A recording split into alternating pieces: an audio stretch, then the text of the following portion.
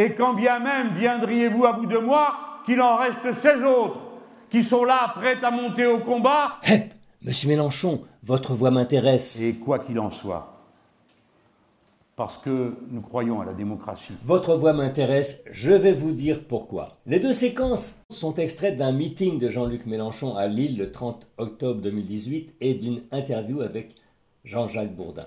En meeting ou en tête-à-tête, c'est la voix d'un homme d'action et de conviction. Une voix ronde, posée, tour à tour puissante et enflammée, ou chaleureuse et conviviale, méditerranéenne. Oui. Je ne me chauffe pas tout seul, respectez-moi. Non, je vous raconte quelque chose d'humain, monsieur Bourdin. Une voix à l'ancienne, légèrement grasseillante, qui sent le populaire des faubourgs et la fraternité de terrain, avec un parler simple, à la fois précieux dans le contenu et familier dans la manière. Une voix sûre de soi, jusqu'à l'impatience et l'excès parfois, qui a pu générer de l'agacement chez certains. En tout cas, la voix d'une passion maîtrisée, sauf quand elle explose. La République, c'est moi! Chaque voix nous raconte une histoire. Alors qu'est-ce que nous apprend la voix de Jean-Luc Mélenchon qui pourrait nous en apprendre sur notre propre voix? Restez avec moi, je vous en dis plus dans quelques secondes.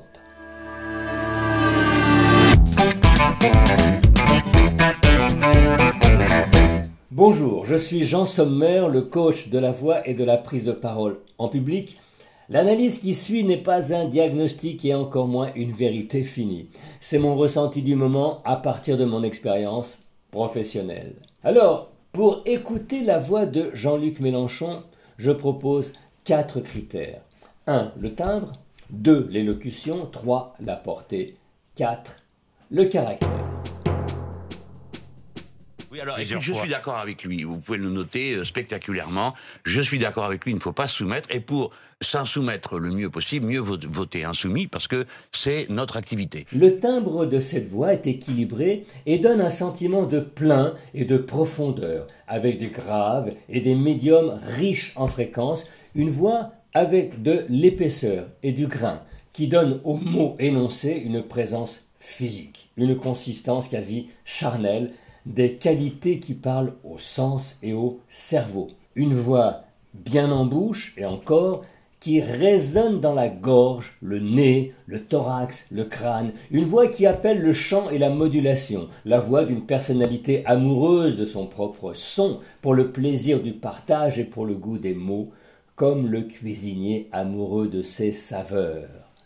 Une voix qui varie les plaisirs en variant les rythmes et les intonations, avec même parfois des accents gaulliens. Écoutez. Maltraité, humilié, appauvri, ridiculisé, insulté. C'est une voix du Sud qui peut brandir le tonnerre ou vous envelopper d'une infinie douceur, qui joue de sa palette de tonalités entre l'intime et l'exubérant, qui peut dans le même souffle, dans la même phrase, passer de la dureté au velours, sans rupture, parce qu'il est centré, bien campé sur ses appuis et constant dans son expression. On verra que cela se traduit aussi par une certaine qualité de diction.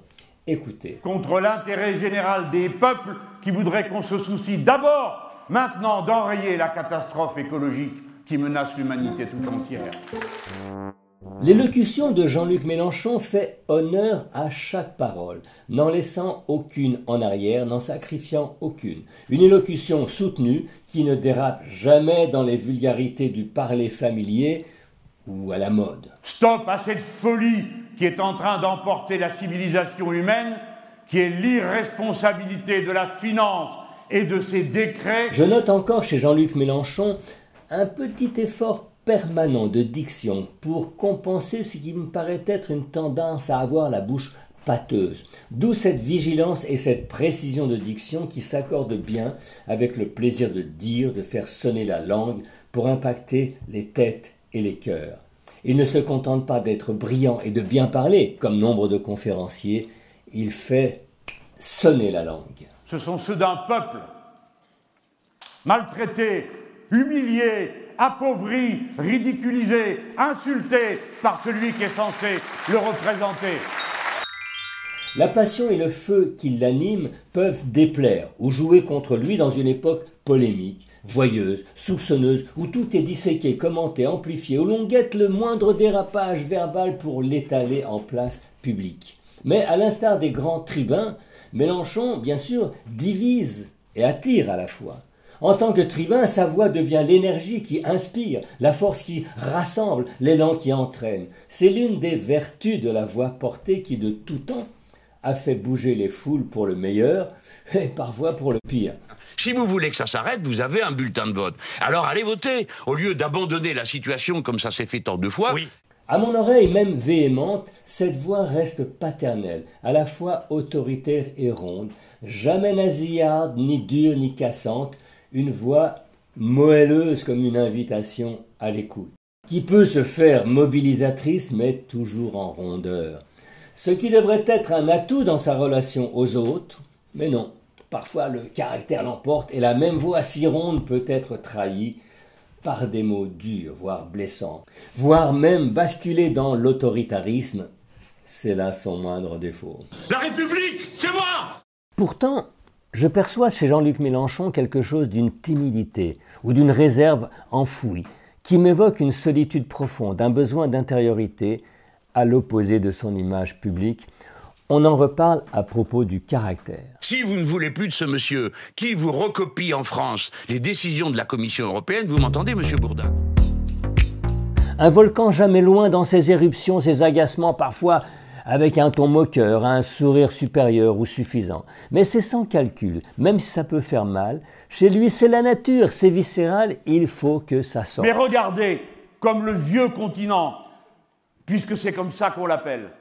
Ma foi, il n'est pas plus vieux que les autres, mais c'est comme ça politiquement. L'outrance méditerranéenne avec un égo qui a besoin de prendre sa place, toute sa place, sont inconfortables dans notre paysage. La bienséance à la française n'aime pas les corps qui s'agitent ou qui en font de trop. C'est pourtant l'art du tribun de déborder les formes et c'est son talent.